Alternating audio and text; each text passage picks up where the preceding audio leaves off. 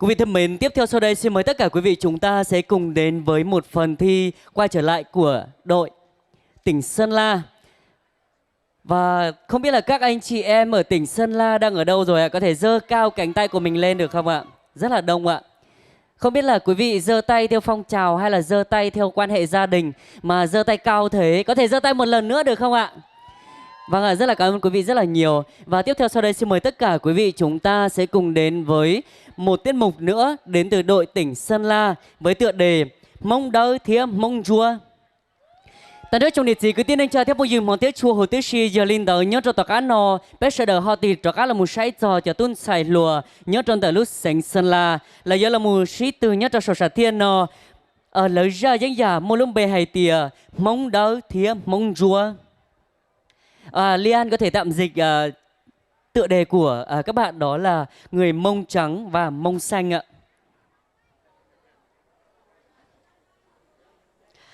Vâng ạ, một lần nữa xin một tràng pháo tay để chào đón tiết mục của các bạn đến từ tỉnh Sơn La được không ạ?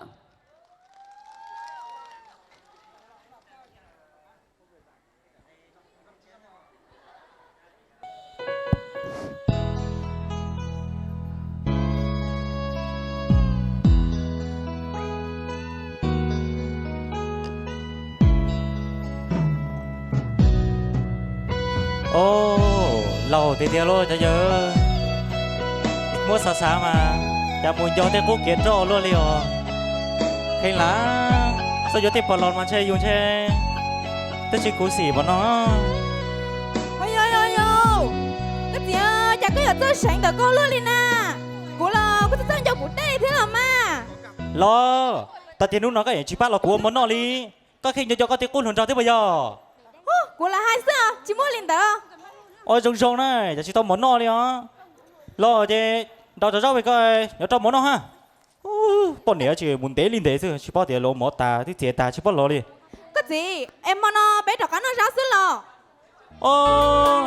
tôi chỉ là ôi cho nó sao thôi mà luật tư là ráo luật tư là tao thảo từ là rau kia thảo từ là rau hào hô yo yo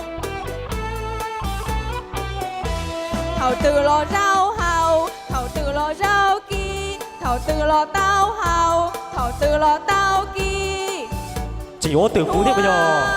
tia tia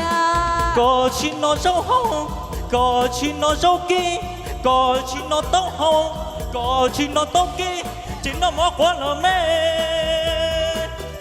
sao nó có chả chỉ cứ có tiền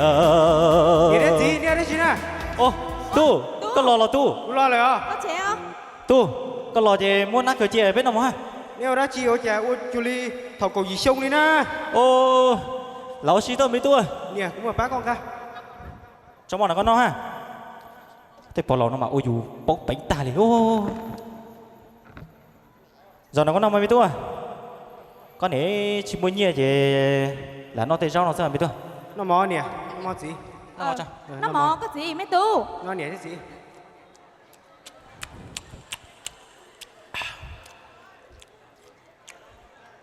Nó hỏi rau là gì? ôi nè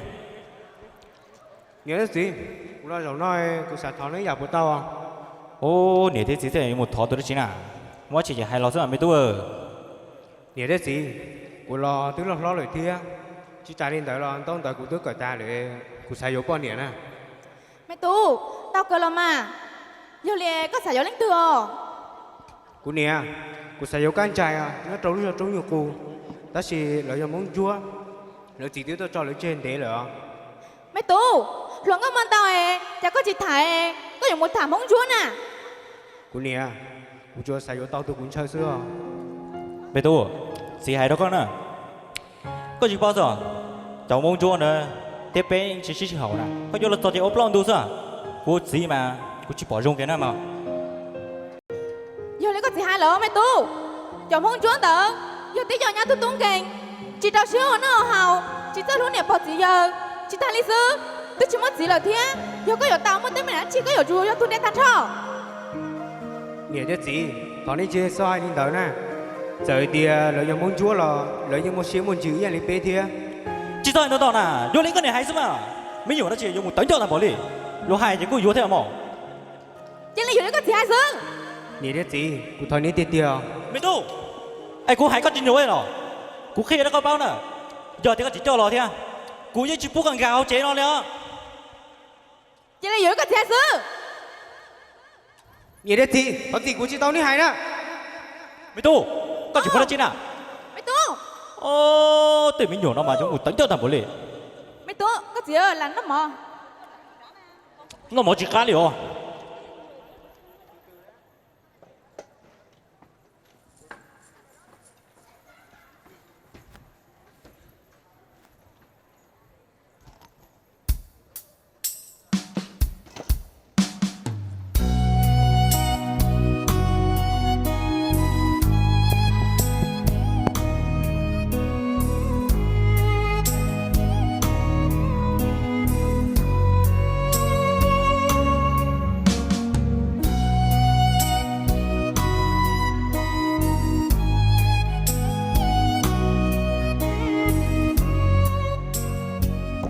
Công anh con trai có tua lo của đi chọn tới nó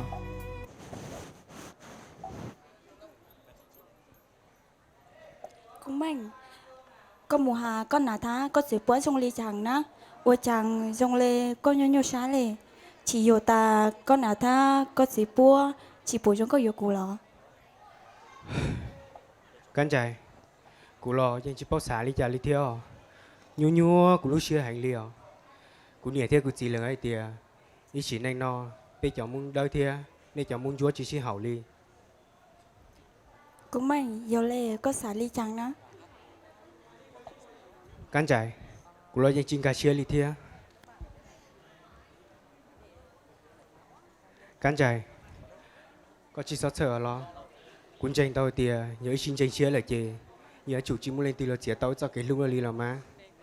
nhớ có trong chia chê có chê trò cụ yêu một tỏ bê chế xưa là mà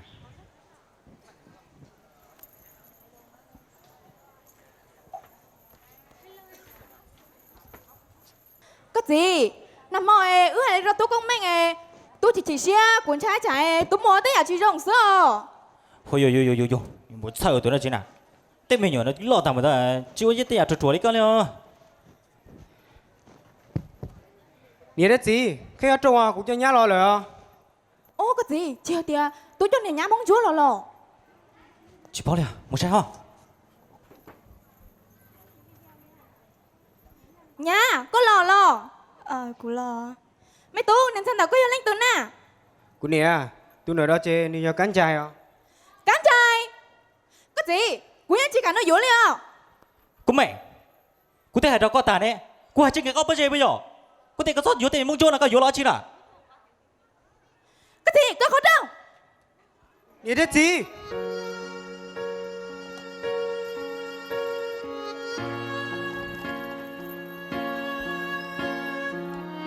cụ nè thế cụ gì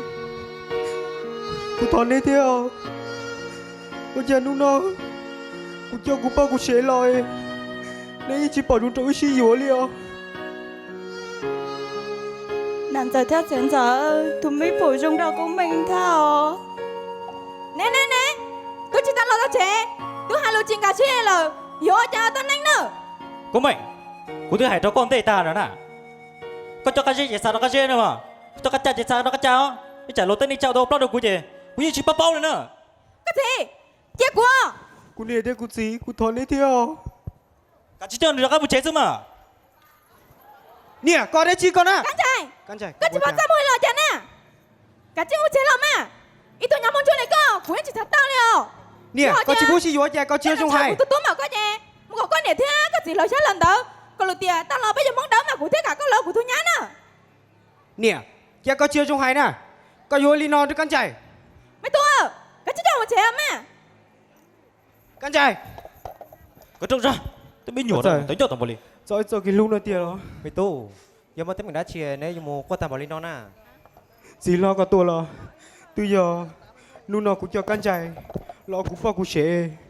cũng nè thế cũng gì lo chỉ bỏ trong trâu ư lo chỉ thiên thiên tia chỉ ta linh tới lo cũng nè chỉ đón để cho con trai theo ô giờ mới đến thì nó chỉ sáu cô là à chỉ cho mình xài cho cá lò mùa của mà li mùa hai con này thế có chừng cả Ôi liệt chị lo.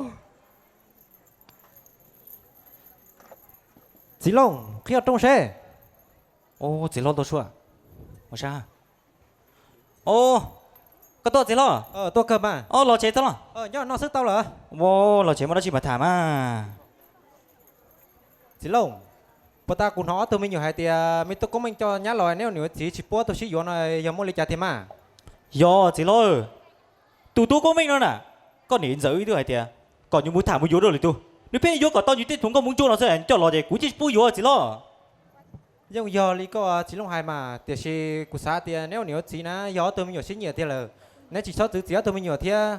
nếu chỉ trai tiền trái chỉ nếu chỉ bữa tôi mình nhiều xin vô ở tôi mình nhiều họ sát đồ họ mua tây giờ chỉ trong họ mua nó dính nó chua này thằng đó nếu vô lý trả nó tụi này nó có muốn cho rồi nó sẽ chỉ tua thế gì chỉ cho cố sĩ thì như mình nhỏ nó liền chỉ lo Minh Thái ơi, cô nào, là tôi Thái, như sao của mà, cô nào, tại ta, có gì muốn lấy xin nhả như lo, nhưng đừng bây giờ ấy được ăn muốn chạy à mà.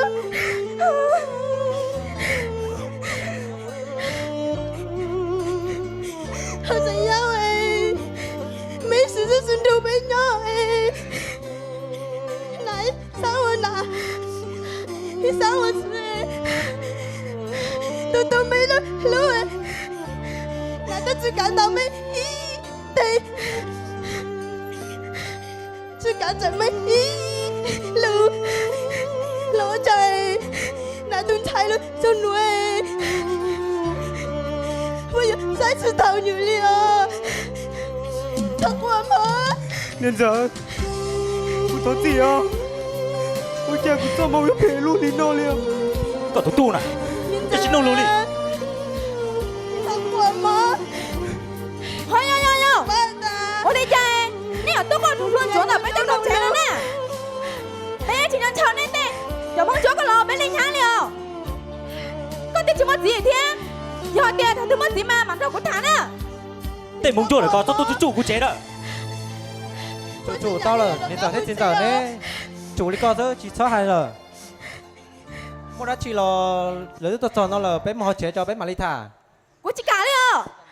chủ na vô li của chỉ lo hai sư bé chỉ mua rau chế cho mà tính mình đã chỉ là bé mà đi sẽ đợi thả sư lo không lo mua chế nó tôi mình của nó mà ô xin nó lưu kia liền nè chỉ lo dòng này có cho ôi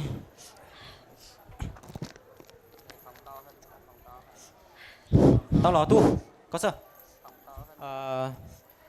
chỉ lâu nè tại chỉ nó mình tôi có mình là tưới cho mình xài lò cho được chế nó là chỉ ta lên đó lò nỉ xong lò cũng tôi chọn được nó là thế cụ xã thì nó sẽ nếu nhiều chỉ nên xài lấy trà giờ đấy chỉ bữa thì mình nhiều chỉ vừa chế plon tôi chọn lại lấy sẽ nếu nhiều chỉ nên vừa lấy trà nữa chỉ lo cứ như chụp bùi vô kìa chỉ lo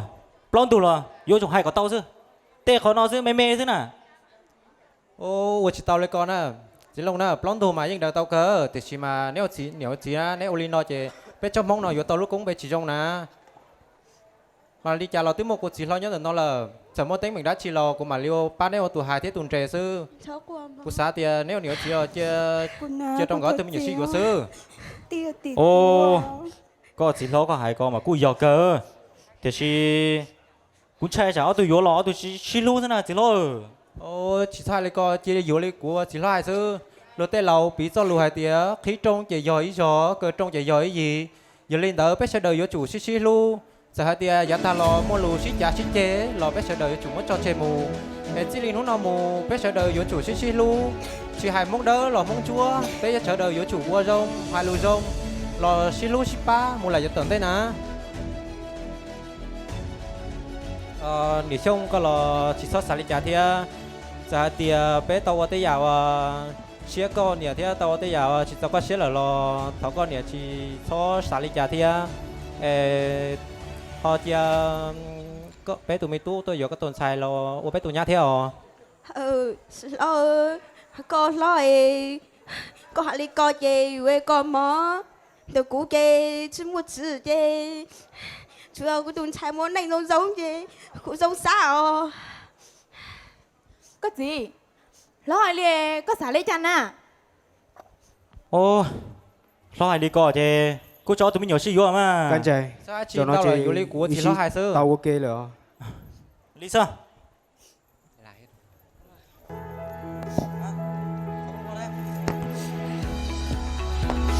tôi mới sẽ luôn mà Ô liền nè chứ gì? Tao nên bỏ chung cho ưa.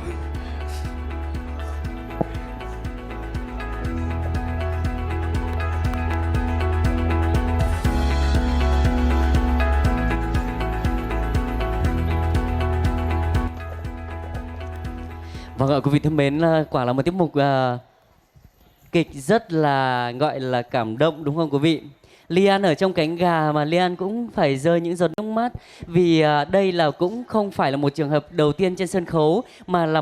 là rất nhiều trường hợp mà ở trên bà con chúng ta đã từng gặp rất chi là nhiều về cái gọi là phân biệt giữa mông xanh và mông trắng hoặc là mông đen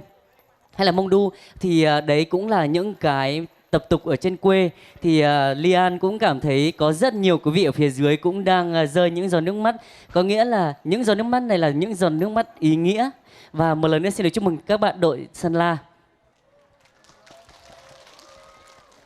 Dạ vâng ạ. Lời đầu tiên thì cho xin phép anh thay đổi nhóm gửi lời chúc sức khỏe và lời chào trân trọng nhất đến ban tổ chức, ban giám khảo và tất cả mọi người có mặt trong ngày lễ Tết Mông Số Phố năm 2024 ngày hôm nay ạ. Dạ vâng, như tất cả mọi người chúng ta đều biết được rằng hơ mông của chúng mình có rất là nhiều nhóm khác nhau. Có thể kể đến như là mông trắng, mông đỏ, mông xanh, mông đen. Ở mọi mặt đời sống xã hội thì chúng ta cũng thể hiện được rằng chúng ta có sự yêu thương, có sự đùm bọc, có sự đoàn kết với nhau. Tuy nhiên ấy, thì ở một góc độ nào đó hoặc là ở một bộ phận nào đó vẫn còn tồn tại những cái điều không hay. Đó là gì? Đó là cái sự phân biệt, sự kỳ thị và cái sự mất đoàn kết giữa các nhóm. Và trong tiểu phẩm của bọn em thì có thể hiện được rằng sự kỳ thị, sự mất đoàn kết giữa người mông trắng và người mông xanh. Và bọn em cũng chọn một cái kết, đó là cái kết tốt đẹp. Bởi vì bọn em hiểu được rằng ở đâu đó trên đất nước Việt Nam nói riêng và trên thế giới nói chung thì vẫn còn tồn tại những cái sự việc như thế. Và bọn em mong muốn là những cái sự việc như thế nó không còn xảy ra nhiều và nó còn lớn xảy ra thì nó cũng có một cái kết rất là đẹp. Thông điệp cuối cùng mà đội muốn gửi đến cho tất cả mọi người ở đây là gì?